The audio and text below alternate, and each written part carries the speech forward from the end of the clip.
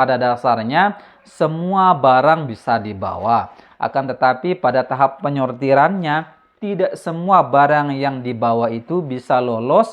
Sahabat-sahabat mungkin pernah melihat atau sering melihat ya, sahabat-sahabat kita yang pulang melalui tarhil, mereka akan mengangkat secarik kertas gitu ya, yang bertuliskan nomor-nomor tertentu. Nah, nomor tersebut adalah nomor tahanan yang dimaksud gitu ya.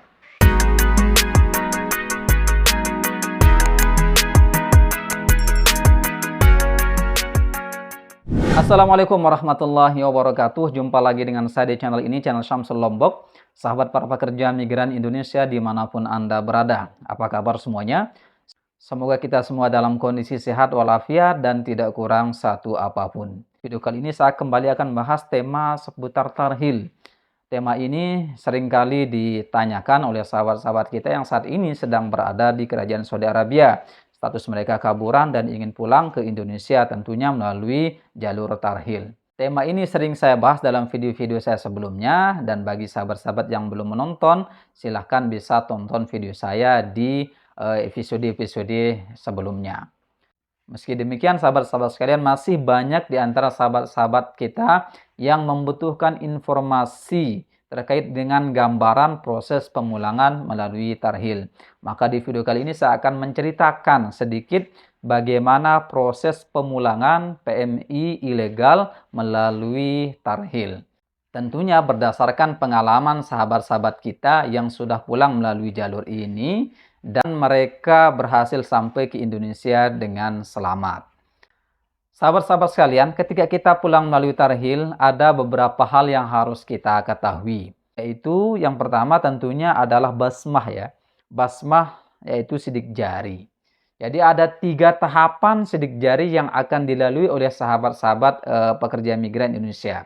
Yang pertama adalah sidik jari ketika kita pertama kali bertemu dengan atau menyerahkan diri kepada petugas yang ada di sekitar wilayah Kerajaan Saudi Arabia untuk proses tarhilnya.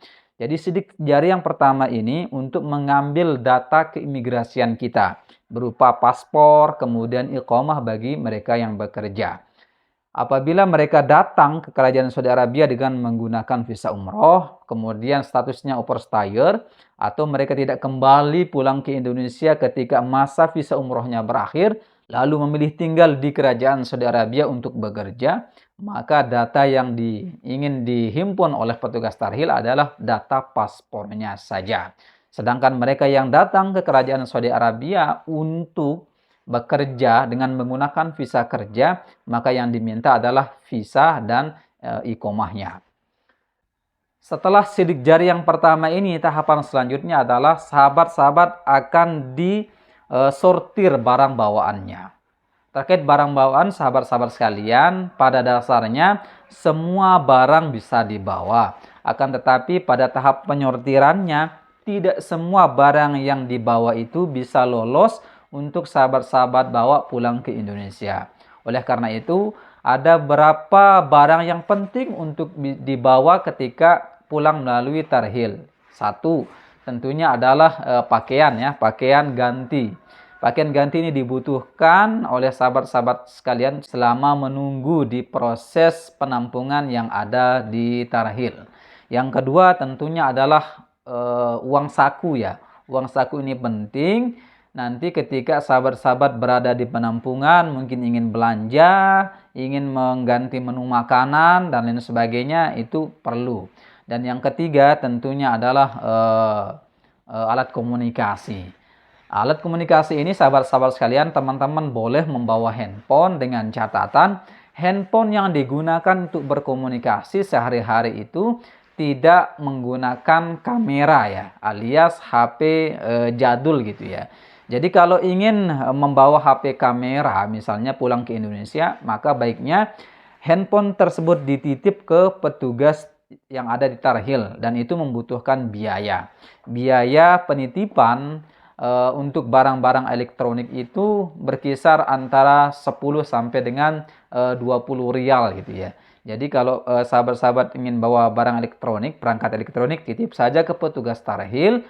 Biayanya sekitar 10 sampai dengan 20 rial. Nanti ketika sudah dititip akan diberikan tiket ya. Tiket ini yang digunakan untuk mengambil barang yang dititip tersebut ketika akan terbang menuju ke Indonesia. Sedangkan barang-barang selain barang elektronik, misalnya pakaian dan lain sebagainya, itu dititip juga di sana dengan biaya sekitar 20 sampai dengan 40 rial. Ini adalah berdasarkan cerita dari sahabat saya yang sudah pulang melalui tarhil dan membawa barang-barang yang saya maksud tersebut. Nah, jadi itu sahabat-sahabat sekalian, jadi boleh membawa HP, boleh membawa barang dengan catatan barang tersebut dititip. Dan HP, perangkat elektronik itu jangan sampai kemudian digunakan untuk berkomunikasi sehari-hari di dalam penampungan selama masa tarhil berlangsung. Yang kedua, sahabat-sahabat sekalian, apabila data-data keimigrasian berupa paspor, kemudian iqamah dan lain sebagainya sudah didapatkan, kemudian penyortiran barang sudah dilakukan, selanjutnya adalah pengambilan sidik jari yang kedua. Sidik jari yang kedua ini sahabat-sahabat sekalian untuk mengetahui atau mengambil data-data si pekerja itu selama mereka bekerja di Kerajaan Saudi Arabia. Misalnya iqamah. Jadi basmah yang kedua ini untuk mengetahui apakah iqamah yang dimiliki oleh pekerja tersebut masih aktif ataukah memang sudah kadaluarsa. Atau yang sering kita kenal adalah apakah statusnya sebagai pekerja aktif atau memang dia sudah statusnya sudah balagh huruf atau data-datanya sudah dihapus oleh majikan sebelumnya. Apabila dalam proses sidik jari ini ditemukan iqamah yang bersangkutan itu masih aktif, maka pekerja tersebut akan dikembalikan ke majikannya dan proses tarhilnya tidak akan dilanjutkan.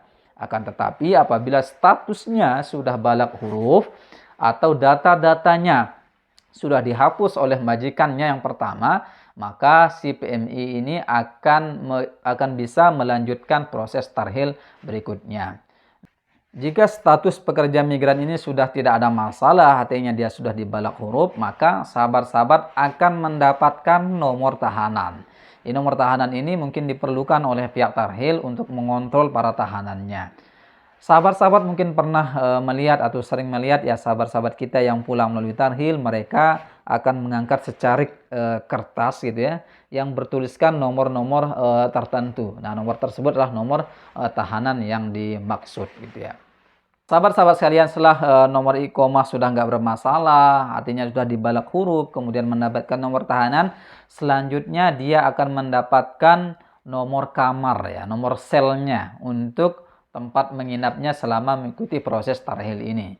Jadi tahapan-tahapan ini akan dilalui oleh sahabat-sahabat ketika mendapatkan proses sidik jari yang kedua. Apabila sidik jari yang kedua ini sudah selesai, maka selanjutnya sahabat-sahabat akan masuk ke dalam tahanan. Nah, disinilah proses selanjutnya akan dilakukan penggeledahan tanpa terkecuali. Barang-barang yang tidak boleh dibawa, seperti yang kita sebutkan di awal itu akan disita oleh petugas tarhil dan tidak boleh dibawa oleh pekerja migran Indonesia. Misalnya contohnya HP. HP yang menggunakan kamera itu tidak boleh dibawa sama sekali oleh para pekerja migran yang ingin pulang dan masuk ke tahanan selnya, itu nggak boleh sama sekali. Yang hanya boleh dibawa adalah uang saku, kemudian pakaian ganti. Selain itu harus dititip bagi yang ingin nitip dengan biaya tertentu, sedangkan yang tidak ingin menitip maka akan dirampas oleh petugas tarhil itu sendiri. Nah, ketika masuk ke dalam sel tahanan, disitulah sahabat-sahabat akan menunggu proses selanjutnya. Termasuk bagi mereka yang tidak memiliki paspor, akan dibuatkan SPLP-nya atau surat perjalanan laksana paspor sebagai pengganti paspor sahabat-sahabat yang sudah habis masa berlakunya ataupun hilang dan lain sebagainya.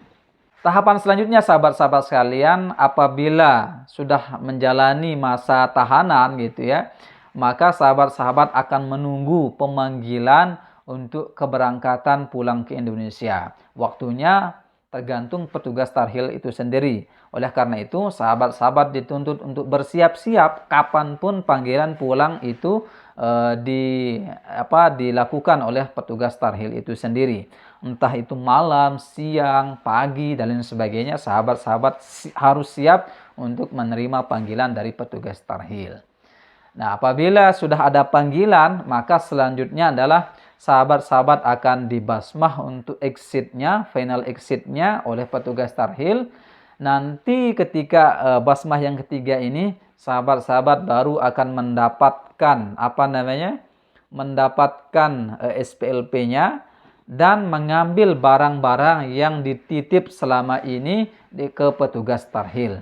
Ada dua tempat pengambilan barang, sahabat-sahabat sekalian. Apabila barang titipan itu berupa alat elektronik, misalnya handphone, kemudian charger, dan lain sebagainya, itu bisa diambil di kantor tarhil dengan menyerahkan tiket penitipan sebagaimana yang diberikan oleh petugas tarhil pas di awal ketika menitipkan barang tersebut. Jadi sahabat tinggal ambil barang tersebut dengan menukarkan tiketnya, nanti akan diberikan sesuai dengan nomor urutnya.